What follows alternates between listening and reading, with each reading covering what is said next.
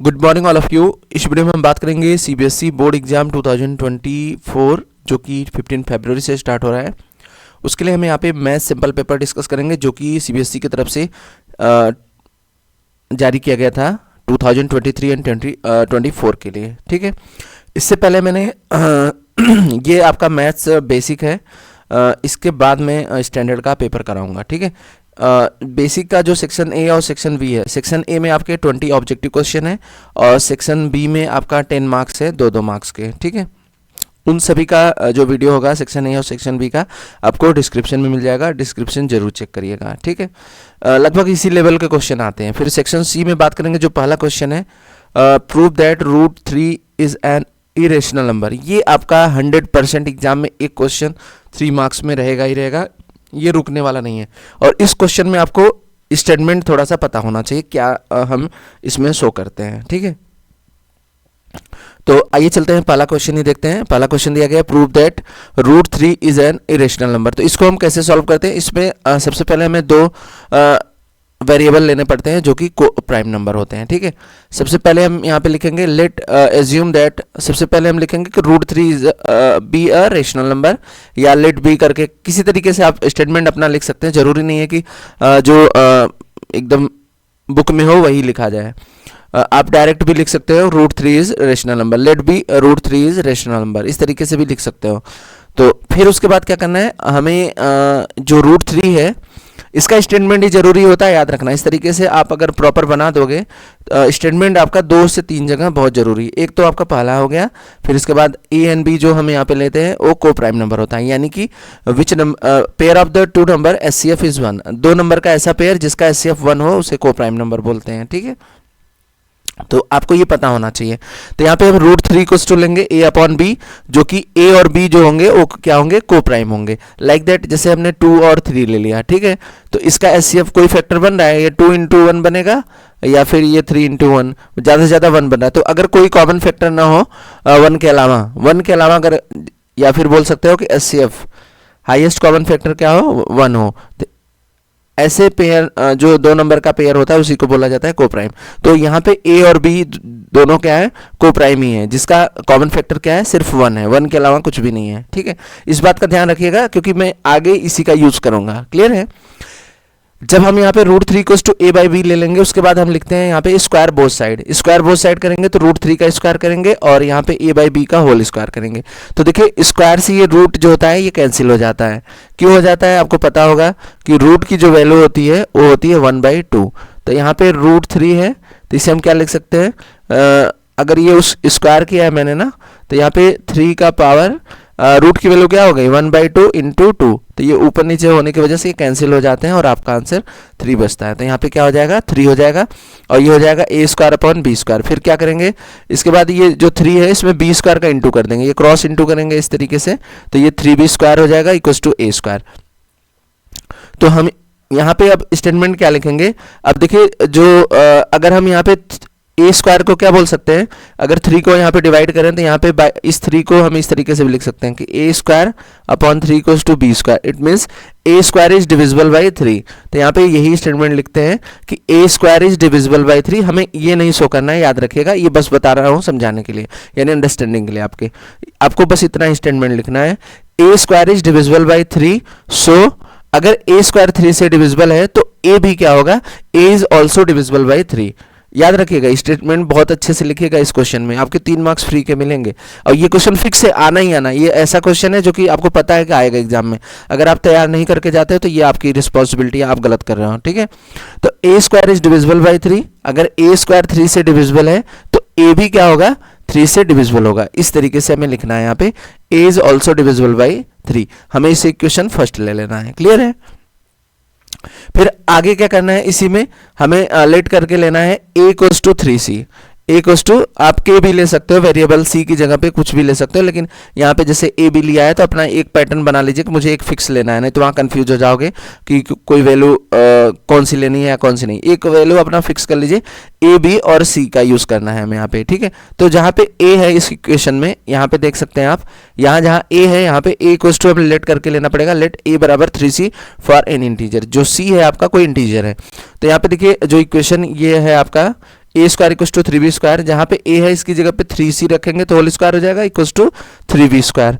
तो यहाँ पे 3 का स्क्वायर करेंगे 9c स्क्वायर, और ये 3 से कैंसिल करेंगे 9c स्क्वायर है इक्वल्स टू 3b स्क्वायर है। ठीक है, तो ये 3 3 जा 9 हो जाएगा, तो ये हो जाएगा 3c square equals to b square. अब इसमें क्या लिख सकते हैं कि b square is also b square divisible by 3।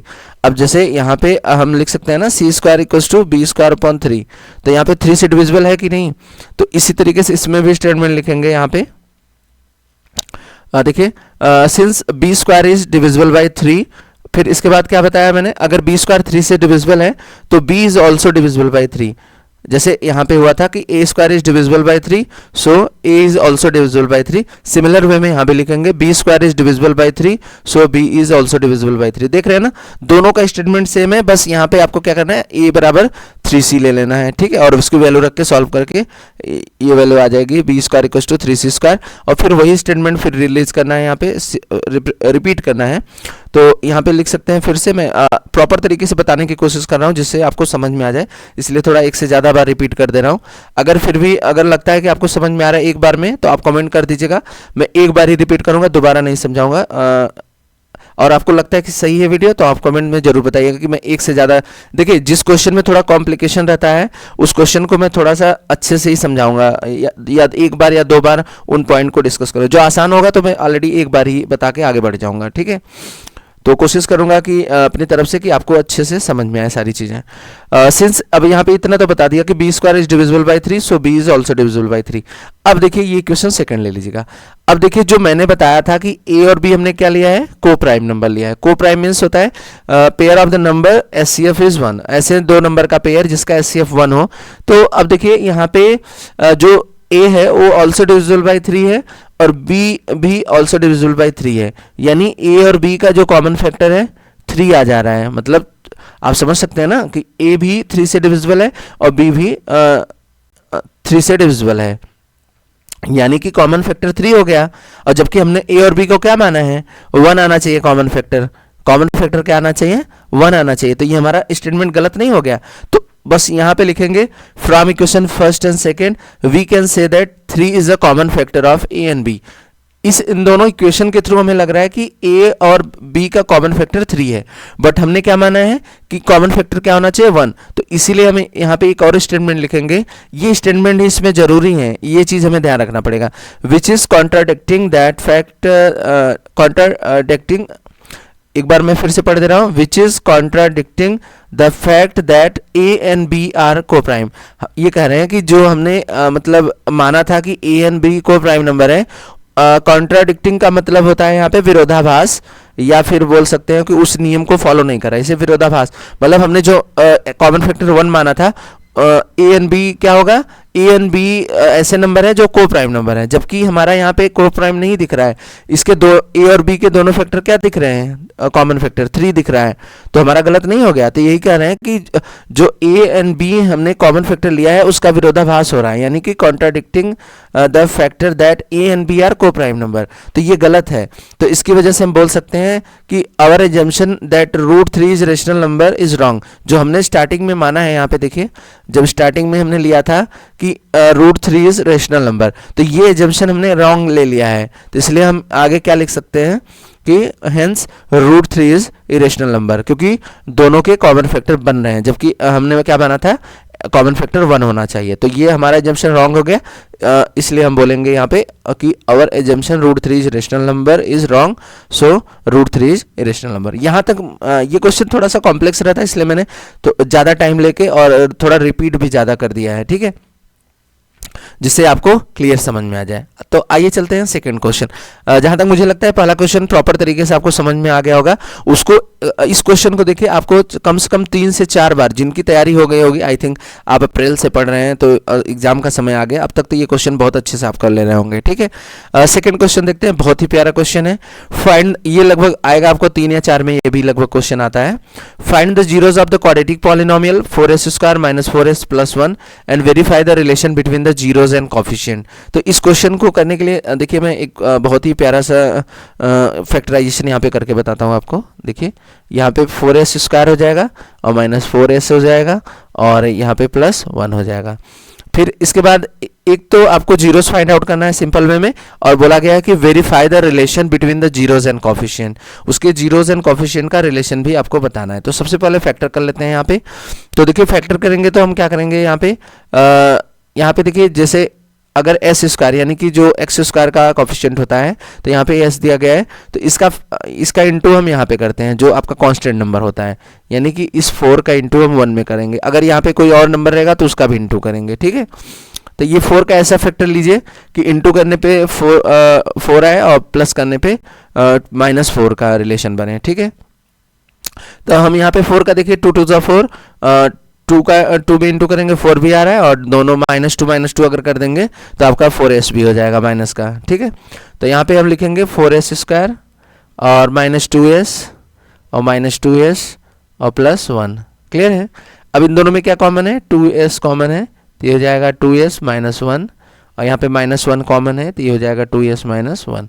तो आप ये दोनों ब्रैकेट में सेम है, यहाँ पे और यहाँ पे सेम है, तो ये हो जाएगा 2s -1 और यहाँ पे 2s -1, ठीक है। तो ये आपका फैक्टर हो गया। यहाँ से हम जीरोस निकालेंगे तो दोनों की s इक्वल्स टू 1/2 वैल्यू आएगी, और यहाँ भी s इक्वल्स टू 1/2। जीरोस निकालने के लिए 2s -1 इक्वल्स टू 0 ले लीजिएगा इस तरीके से, 2s -1 equals to 0, 2s equals to क्या हो जाएगा 1, s इक्वल्स टू 1/2। इसी तरीके से दोनों को सेम है, तो ये दोनों की वैल्यू क्या आ जाएगी, s इक्वल्स टू 1/2। तो यहाँ पे थोड़ा स्पेस कम है, इसलिए मैं चलता हूँ इस वाले पेज पे। अब आपको वेरीफाई कैसे करके दिखाना है। वेरीफाई में इसी के आगे आप इस तरीके से शो कर सकते हैं। देखिए मैं बता देता हूँ आपको।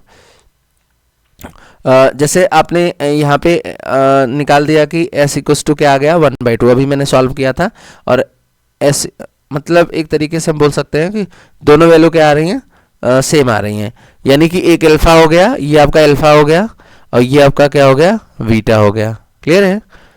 तो अब देखिए, अब हमारा फार्मूला क्या होता है वेरीफाई में, हम क्या दिखाते हैं, यहाँ से देखिए यहाँ पे दिखाया भी गया है, अल्फा प्लस बीटा आपको पता होगा -b/a, और अल्फा इंटू बीटा क्या होता है c/a, ठीक है। तो यहाँ से हम प्लस करके भी दिखाएंगे। जैसे देखिए यहाँ पे अगर हम दोनों की वैल्यू प्लस करते हैं, अल्फा प्लस बीटा और फार्मूले के अकॉर्डिंग ये दोनों वेरीफाई करने पे सेम आंसर आना चाहिए, क्लियर है। तो यहाँ पे देखिए अगर अल्फा प्लस बीटा करें तो 1/2 और -b/a करेंगे, यानी कि इस तरीके से है, अल्फा प्लस बीटा कर दीजिए, तो अल्फा क्या है 1/2 है और प्लस 1/2 है, तो ये हो जाएगा 1/2। ये आपका आ रहा है 2 एलसीएम लेंगे तो ये ऊपर प्लस हो जाएगा 2/2 इक्वल्स टू 1। अब ये वैल्यू ना आपको फॉर्मूले के अकॉर्डिंग, अल्फा प्लस बीटा क्या होता है -b/a, तो आपका इक्वेशन क्या है, यहाँ से देखिए a इक्वल्स टू 4 है, b इक्वल्स टू -4 है और c इक्वल्स टू 1 है। तो अब इसमें माइनस और b की वैल्यू क्या है, b की वैल्यू है -4 अपॉन a की वैल्यू क्या है 4 है, तो ये ऊपर माइनस इंटू माइनस क्या हो जाएगा, प्लस हो जाएगा 4/4। तो ये भी वैल्यू क्या आ रही है 1 आ रही है, यानी कि ये भी वैल्यू 1 हो गई जो आपका कॉफिशिएंट रहता है, और यहाँ पे अल्फा प्लस बीटा भी दोनों 1 आ रहा है, यहाँ भी 1 आ रहा है, तो यानी वेरीफाई हो रहा है। ऐसे सिमिलर वे में अल्फा इंटू बीटा अगर एक लाइन में करेंगे तो आपको ज़्यादा सही लगेगा, ऐसे आपको समझने में। यहाँ पे 2 पार्ट में बताया गया है, आप इस तरीके से मीन्स अल्फा प्लस बीटा और -b/a दोनों के अकॉर्डिंग इक्वल आना चाहिए। ऐसे ही अल्फा बीटा और c/a के अकॉर्डिंग अल्फा इंटू बीटा करेंगे, ये दोनों वैल्यू इक्वल आनी चाहिए। तो ये पहला कंडीशन हो गई वेरीफाई की, और सेकंड कंडीशन, तो अल्फा क्या है 1/2 और बीटा क्या है 1/2, तो ये हो जाएगा। और c की वैल्यू अब देखिए इक्वेशन से ले लीजिए, c क्या है 1 है अपॉन a क्या है 4 है, इसका इंटू करिए तो ये हो जाएगा 1/4 और यहाँ भी 1/4, ये भी वेरीफाई हो रहा है। तो यहाँ पे लिख सकते हैं लास्ट में वेरीफाई, बस इतना करके छोड़ दीजिएगा। तो ये आपका सेकेंड क्वेश्चन हो जाएगा, यानी 27 नंबर सेक्शन सी का सेकेंड नंबर क्वेश्चन, क्लियर है। आगे चलते हैं, इसमें देखेंगे बिल्कुल आसान क्वेश्चन है, ये लीनियर इक्वेशन इन 2 वेरिएबल का क्वेश्चन है। The coach of the cricket team buy 4 bats and 1 ball for ₹2050 and later कुछ समय बाद she buy 3 bats and 2 balls for 1600, find the cost of each bat and ball. तो यहाँ पे हम statement देखिए लिखते हैं कि लेट बी कॉस्ट ऑफ यहाँ पे देखिए क्रिकेट टीम बाय बैट, हाँ कॉस्ट ऑफ बैट ले लेंगे x और कॉस्ट ऑफ बॉल ले लेंगे y। इस तरीके से आप स्टेटमेंट ले लीजिएगा, मैं दिखा देता हूँ पूरा। इस तरीके से आप स्टेटमेंट ले सकते हैं। यहाँ पे देखिए, let cost of the one bat is rupees x and the cost of the one ball is rupees y। ठीक है, तो यहाँ से इक्वेशन फिर बना लीजिएगा। देखिए अब बोला जा रहा है कि 4 बैट एंड 1 बॉल, यानी कि 4 हमने बैट का कितना माना है x और बॉल का कितना माना है y। तो एक बॉल है तो y रहने दीजिएगा, या 1 का इंटू भी कर सकते हैं। ये मिल रहा है आपका 2050 रुपीज़ में। फिर इसके बाद सिमिलर वे में 3 बैट्स, तो 3 बैट का x लिया है और बॉल का कितना है 2 बॉल लिया जा रहा है, ये है 2y इक्वल्स टू ये लिया जा रहा है 1600। ये इक्वेशन फर्स्ट हो गया और ये इक्वेशन सेकंड हो गया। इन दोनों इक्वेशन को सॉल्व कर लेंगे, चाहे आप एलिमिनेशन मेथड का यूज़ कर लीजिए या सब्स्टिट्यूशन मेथड का यूज़ कर लीजिए, किसी भी मेथड से। सब्स्टिट्यूशन में क्या करेंगे, यहाँ से y की वैल्यू निकाल के सेकंड इक्वेशन में पुट कर दीजिएगा, वहाँ से आपका x आ जाएगा और x आने के बाद फिर इन इक्वेशन में रख दीजिएगा, किसी भी इक्वेशन में x की वैल्यू, तो आपका y आ जाएगा। आपको मैं दिखा भी देता हूँ। देखिए जैसे यहाँ पे आपका दोनों इक्वेशन हो गया, यहाँ से इन्होंने y की वैल्यू फाइंड आउट कर ली, और y equals to 2050 minus 4x। Clear है, और ये वैल्यू उठा के हम यहाँ पे रख देंगे सेकेंड इक्वेशन में। क्लियर है, यहाँ पे देखिए ये वैल्यू हमने सेकेंड इक्वेशन में रख दी। 3x प्लस 2y था, तो y की वैल्यू हो गई, और इस 2 का इंटू कर देंगे तो इस तरीके से आपका ये आ जाएगा 4100 और माइनस 4 टू जाए 8x इक्वल्स टू 1600, और x को माइनस करिए, माइनस 8x प्लस 3x तो माइनस 5x इक्वल्स टू, और यहाँ पे ये 1600 है और इसको राइट में लाएंगे तो माइनस में हो जाएगा, तो माइनस जो सब्सट्रैक्ट करेंगे तो ये आ जाएगा 2500। तो x की वैल्यू आ गई 500, ये माइनस माइनस कैंसिल हो जाएगा दोनों तरफ से, और 5 5 25। x की वैल्यू 500 आ गई। इतना तो आपको पता होगा, x की वैल्यू किसी इक्वेशन में फिर पुट कर देंगे, जैसे इस इक्वेशन में रख रहे हैं, तो 5 4 20 और plus y equals to 2050 minus कर देंगे तो 50 आ जाएगा। तो ये आपके वेट, तो x क्या माना था वेट, तो वेट का जो कॉस्ट ऑफ वन वेट क्या हो गया 500 और कॉस्ट ऑफ वन बॉल क्या हो गया 50 रुपीज़। क्लियर है, नेक्स्ट क्वेश्चन देखते हैं। नेक्स्ट क्वेश्चन भी सेम ही इसी इस चैप्टर का है और बिल्कुल आसान है। ये कह रहा है कि a lending library has a fix charge for the first 3 days. याद रखिएगा, फर्स्ट 3 डेज के लिए जो फिक्स चार्ज है, and the additional charge for the each day thereafter Sarita paid 27 rupees for book kept for the 7 day. ठीक है, रखने का जो चार्ज देती है सरिता वो 27 रुपीज़ देती है, and while Sunny paid 21 rupees for the book she keeped for 5 day. 5 दिन रखने के लिए, 7 दिन रखने के लिए आप 27, और सनी जो पेड कर रहा है आपका 21 रुपीज़ 5 डे के लिए। ठीक है, find the fix charge and charge for each extra day. ठीक है, तो इसमें भी जैसे यहाँ पे हमने बैट का x ले लिया था और बॉल का y ले लिया था, इसी तरीके से यहाँ भी हम जो फिक्स चार्ज है वो हम x ले लेंगे। फिक्स चार्ज क्या ले लेंगे, x ले लेंगे, और जो एडिशनल चार्ज है उसको y ले लेंगे, और सिमिलर वे में इक्वेशन बनाएंगे। तो 3 डेज के लिए आपका ये फिक्स चार्ज x है। ठीक है, तो यहाँ भी देखिए किस तरीके से इक्वेशन बनाना है। अभी मैंने बताया इस तरीके से आपको लिख लेना है, let the fix charge for 3 days rupees x और एडिशनल चार्ज फॉर 3 डेज, ये फिक्स कर रखा है 3 डेज के लिए y। तो देखिए पहले जो सरिता है वो 27 रुपीज़ दे रहे कितने दिन के लिए, 7 डे के लिए। तो 3 डे तो फिक्स है, तो बचे कितने दिन, 4 दिन, वो किस पे जाएंगे, एडिशनल जो एडिशनल होगा। तो यहाँ पे देखिए, यहाँ पे लिखेंगे x, 3 डेज का कितना है x रुपीज़ है, तो ये लेंगे x, और पहले 7 दिन के लिए लिया गया है बुक, तो ये हो जाएगा, यहाँ से 3 डेज हो गए और 4 दिन बच रहे हैं, यानी 4 डे बच रहे हैं, जो वो आपका 4 एडिशनल में हो जाएगा। एडिशनल कितना माना है आपका, y माना है, तो 4y हो जाएगा इक्वल्स टू, टोटल कितने रुपए देने पड़ रहे हैं 27 रुपीज़। फिर उसके बाद सेकेंड इक्वेशन में 5 डे के लिए लिया गया है, तो 3 डे तो एडिशनल हो गए, इसमें निकाल दीजिए तो कितना बचा 2, तो यहाँ पे एडिशनल कितना हो गया x, सॉरी फिक्स चार्ज हो गया x, और एडिशनल कितना 2 दिन बचे, तो आपका एडिशनल में हो जाएगा। तो 2y इक्वल्स टू, इसमें कितना देना पड़ रहा है 21 रुपीज़। फिर उसके बाद वही इक्वेशन फर्स्ट एंड सेकंड, आप चाहे एलिमिनेशन यूज़ करिए चाहे सब्स्टिट्यूशन। इन्होंने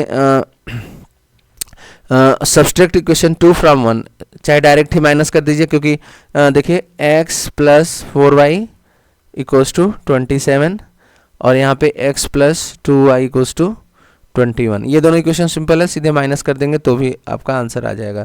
तो यहाँ पे हो जाएगा 2y इक्वल्स टू, ये माइनस कर दीजिए, ये जाएगा 6, ये हो जाएगा 2 3 जा 6, y बराबर 3।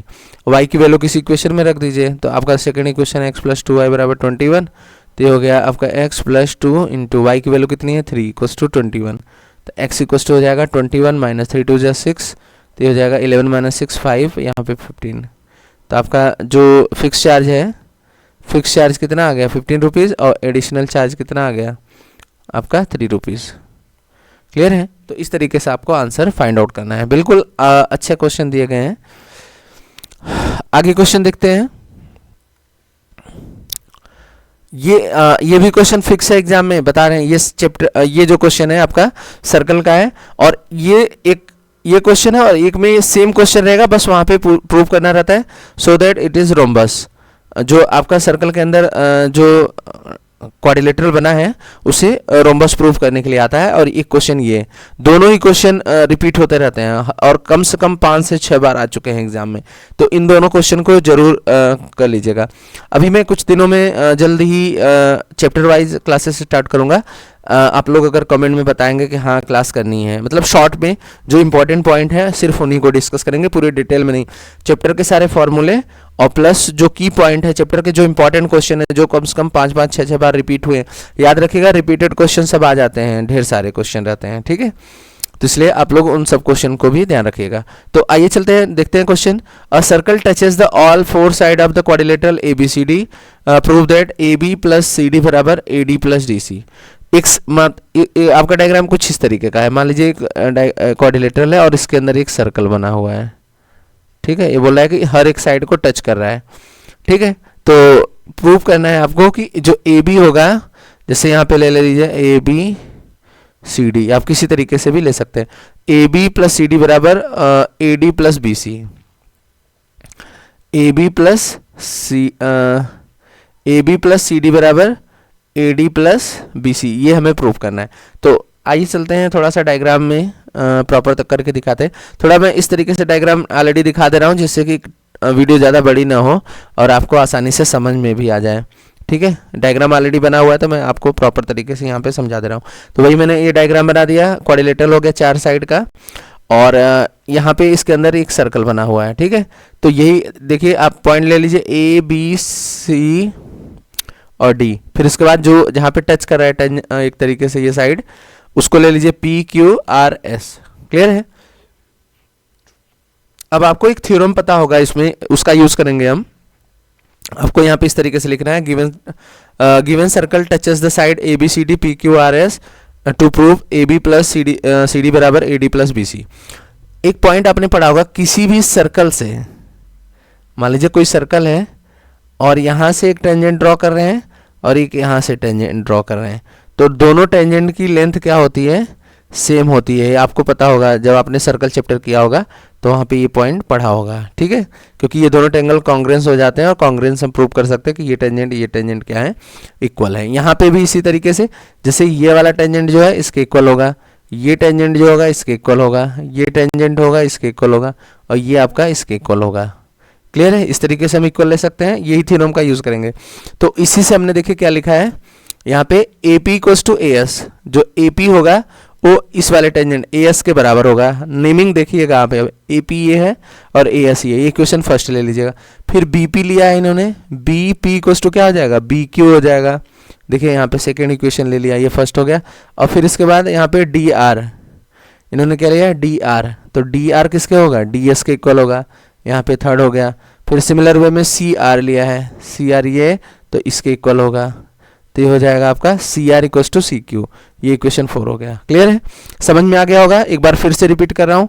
देखिए, जब AP लिया तो ये AP इक्वल्स टू ये टेंजेंट, देखिए ये सर्कल के टेंजेंट है ना दोनों, तो ये दोनों इक्वल होंगे, किससे होते हैं, कॉन्ग्रेंस के थ्रू।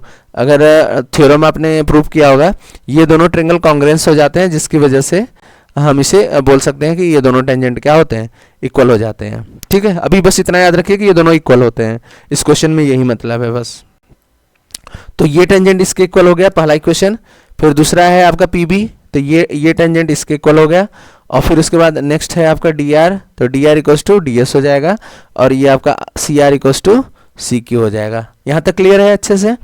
चारों इक्वेशन हो गए। अब क्या करना है, adding equation first, second, third and fourth, इन सभी को क्या करेंगे, प्लस करेंगे। देखिए A P plus p b, मतलब ये पूरा ऐसे प्लस कर देंगे, a P plus p b plus d are plus C r. और इधर के राइट साइड के जो भी आपके वेरिएबल हैं, A S plus D S plus B Q plus C Q, ये सारे प्लस कर देंगे। इसको प्लस करने के बाद देखिए क्या हुआ, A P plus B P, देखिए ए पी ये वाली लेंथ और प्लस बी पी, ये दोनों मिला के किसके बराबर है, ए बी के बराबर है कि नहीं? तो A P plus B P क्या हो गया, ए बी हो गया। ऐसे D are plus C R, यहाँ पे देखिए डी आर मिला के और सी आर मिला के, ये दोनों मिला के क्या हो जा रहा है, डी सी हो रहा है कि नहीं? तो ये हो गया डी सी। ऐसे ही सिमिलर वे में ए S plus D S, A S और प्लस डी एस दोनों मिला देंगे तो क्या हो जाएगा, ए डी हो जाएगा। तो यहाँ पे लिख लेंगे ए डी। और B Q plus C Q, यहाँ पे देखिए बी क्यू और प्लस ये सी क्यू है, दोनों मिला देंगे तो क्या हो जाएगा, बी सी हो जाएगा। तो यहाँ पे क्या हो गया, बी सी। और यही हमें क्या करना था, प्रूव करना था, a b plus d c बराबर a d plus b c. बिल्कुल आसान क्वेश्चन है, ध्यान रखिएगा। और ये मैं बता दे रहा हूँ, एक तो ये क्वेश्चन हो गया, और इसी में एक और क्वेश्चन है, एनसीईआरटी की बुक में है दिया है, यही क्वेश्चन दिया जाएगा, सेम क्वेश्चन रहेगा, बट वहाँ पे लिखा रहेगा कि प्रूव करिए कि जो ये आपका क्वाड्रिलेटरल है ए बी सी डी, ये रोम्बस है। ठीक है, एक ये प्रूफ करने के लिए। दोनों क्वेश्चन बहुत बार आते हैं, आपके प्री बोर्ड में भी आए होंगे, आपको पता होगा। ठीक है, तो यहां तक हो गया। अब नेक्स्ट क्वेश्चन ट्रिग्नोमेट्री का है, जो कि बहुत ही प्यारा क्वेश्चन है। आइए देखते हैं। यहाँ पे स्पेस है, मैं इसको यहीं पे सॉल्व करके बता दे रहा हूँ। क्वेश्चन है आपका, प्रूव दैट, यहाँ पे क्वेश्चन है, थोड़ा सा मैं इसको ऊपर कर लेता हूँ,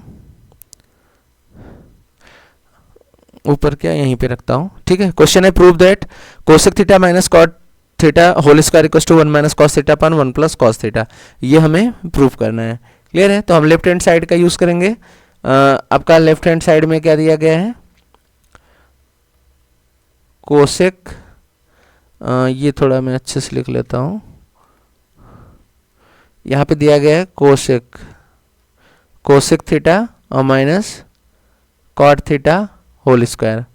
इससे हमें ये प्रूफ करना है। ठीक है, तो हम यहाँ पे क्या करेंगे, आपको रेसिप्रोकल का फार्मूला पता होगा। कोसेक का अपोजिट क्या होता है, साइन, 1 अपॉन साइन, इसको हमेशा साइन कॉस में चेंज कर लेते हैं। और कॉट का फार्मूला होता है cos theta upon sine theta.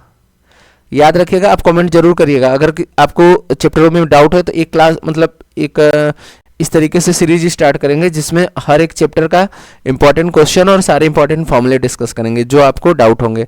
तो एक बार आप कमेंट, मैंने सोचा है वैसे स्टार्ट करने के लिए, अगर आप एक बार कमेंट कर देंगे ना तो मुझे थोड़ा सा और मोटिवेशन मिल जाएगा, तो मैं और मेहनत के साथ और ऊर्जा के साथ आपकी क्लासेस कंटिन्यू करूँगा। ठीक है, तो जो कि चैप्टर वाइज रहेंगे, बोर्ड पे आपको क्लियर कराएंगे सारी चीज़ें।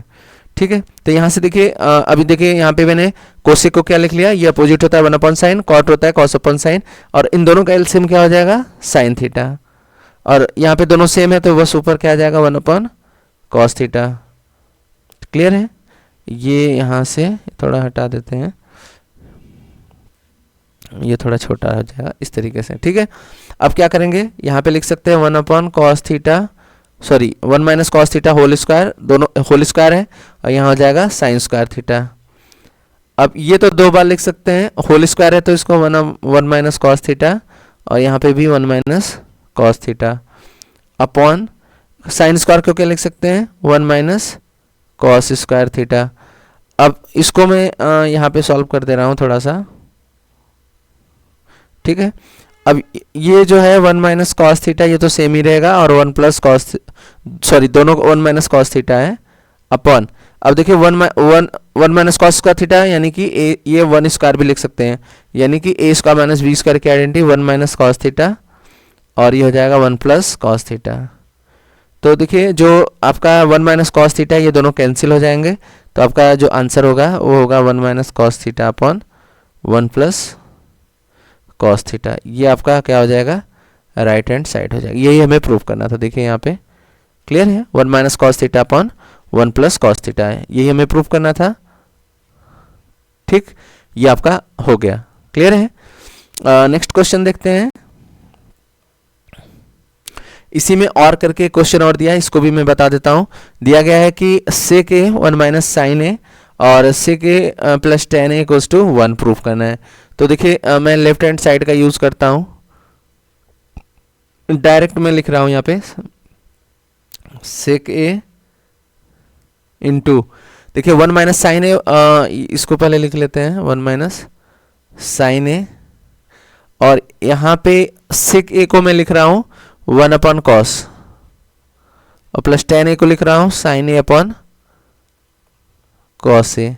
फॉर्मूला आपको पता होना चाहिए, और हमें प्रूफ क्या करना है, 1 प्रूफ करना है। ठीक है, तो अब देखिए हम क्या करेंगे, इसको तो सेम लिख लेंगे, ये हो जाएगा sec a into 1 minus sine A into, यहाँ पे एलसीएम क्या होगा, ये हो जाएगा कॉस ए, और ये हो जाएगा 1 प्लस, ऊपर आ जाएगा 1 प्लस साइन ए।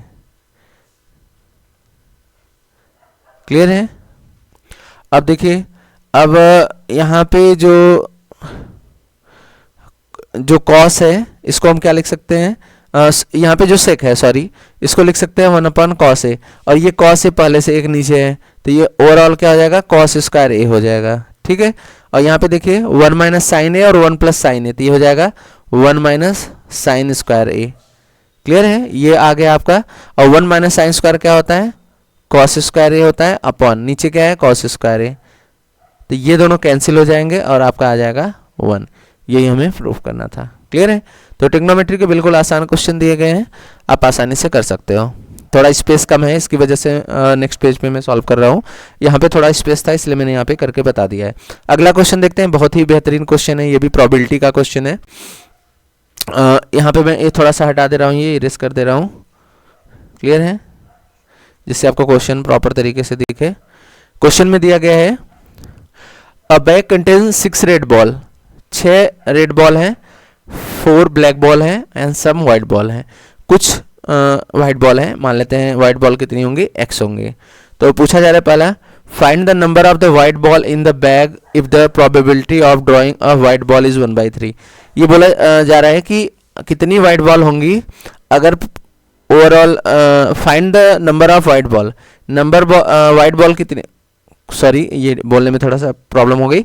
यहाँ पे क्वेश्चन में बोला गया कि find the number of white ball, पूछा गया कि वाइट बॉल कितनी होंगी अगर in the bag if the probability of drawing, मतलब बैग से वाइट बॉल निकालने की प्रोबेबिलिटी कितनी हो, 1/3। तो आपको पता होगा फेवरेबल इवेंट अपन प्रोबेबिलिटी का फॉर्मूला क्या होता है, PE, favourable event upon total outcome, यानी कि फेवरेबल इवेंट यानी जिसका पूछा जा रहा है अपॉन टोटल आउटकम, यानी कि जितनी टोटल पॉसिबिलिटी है। तो हमको किसकी प्रोबेबिलिटी दी गई है, यहाँ पे दी गई वाइट बॉल की। पूछा गया है कि find the number of white ball if the bag in the bag if the probability of drying of white ball. White ball कितनी मानी है हमने, x मानी है, तो यहाँ पे x अपॉन, अब टोटल बॉल कितनी है, फेवरेबल इवेंट x हो गया, और टोटल कितनी है, 6 रेड है और प्लस 4 ब्लैक है, और वाइट कितनी है, x है। तो टोटल करते हैं नीचे, तो टोटल में x भी तो आएगा, और इसकी प्रोबेबिलिटी कितनी है, 1/3 है। तो इसको क्रॉस इनटू कर लेंगे, तो ये हो जाएगा 3x और इक्वल्स टू, ये हो जाएगा 6 4 10, 10 प्लस x, और इसको सॉल्व करेंगे तो ये हो जाएगा 3x minus x equals to 10, और x equals 2x equals to 5 हो जाएगा, और सॉरी यहाँ पे 10 करेंगे पहले, x इक्वल्स टू 2 5 तो x इक्वल्स टू क्या आ गया, 5 आ गया। तो 5 हमारे पास क्या हो गई, रेड बॉल हो गई। ठीक है, तो पहला हो गया। सेकेंड पॉइंट में नेक्स्ट पेज पे दिखा रहा हूँ क्योंकि यहाँ पे स्पेस नहीं बचा हुआ है। ठीक है, सेकेंड में क्या बोला गया है कि how many red ball should be removed. मान लेते हैं कि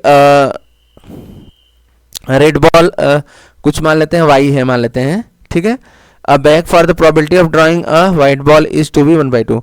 बोला जा रहा है कि how many red ball should be removed, red ball कितनी हटा देंगे, रिमूव का मतलब हटा देंगे किससे, बैग से। तो probability of drawing a white ball, तो वाइट बॉल प्रोबेबिलिटी जो होगी निकालने की 1/2 है। बॉल वाइट ही है लेकिन निकाल किस में से रहे हैं, रेड बॉल में से। ठीक है, तो इसको देखिए कैसे सॉल्व करेंगे, वही सेम फार्मूला रहेगा जिसका वाइट बॉल का दिया गया है। तो वाइट बॉल पहले ले लेंगे ऊपर अपॉन, यहाँ पे देखिए, अब यहाँ पे सेकेंड पॉइंट, तो यहाँ पे let Y red ball remove from the black ball of, यहाँ पे मान लेते हैं वाई निकाल रहे हैं रेड बॉल, और आपके ब्लैक कितने हैं 4 है, और वाइट बॉल कितना अभी फर्स्ट पॉइंट में निकाला था हमने ना 5 आया था, ठीक है। तो यहाँ पे प्रोबेबिलिटी ऑफ वाइट बॉल क्या हो जाएगा, प्रोबेबिलिटी वाइट बॉल की कितनी है, ये आपके तो देखिए जैसे वाइट बॉल की प्रोबेबिलिटी पूछा जा रहा है, तो वाइट बॉल कितनी है वो आपको फेवरेबल इवेंट हो जाएगा टोटल अपॉन टोटल आउटकम। तो रेड में कितना हमने निकाला है, मान लेते हैं रेड कितनी है, यहाँ पे मैंने शायद थोड़ा सा मिस बताया था क्या, हाँ यहाँ पे देखिए रेड कितनी थी, क्वेश्चन में दिया गया 6 बॉल है, तो 6 में से मान लेते हैं हम वाई निकाल लेते हैं, तो इस तरीके से हम इसको सॉल्व कर सकते हैं। तो यहाँ पे वाइट बॉल की कितनी है 5 है upon 6 minus Y, red ball में से हमने वाई निकाला है इक्वल्स टू या 4 + 5, तो 4 5 तो ऑलरेडी दे रखा था क्वेश्चन में, देखिए आपका 4 ब्लैक है और 5 वाइट बॉल है, ठीक है। तो इन सब की प्रोबेबिलिटी वाइट बॉल की कितनी आ रही है 1/2, यहाँ पे ये 5 है, थोड़ा दिखना चाहिए अच्छे से, 1/2 है, क्लियर है।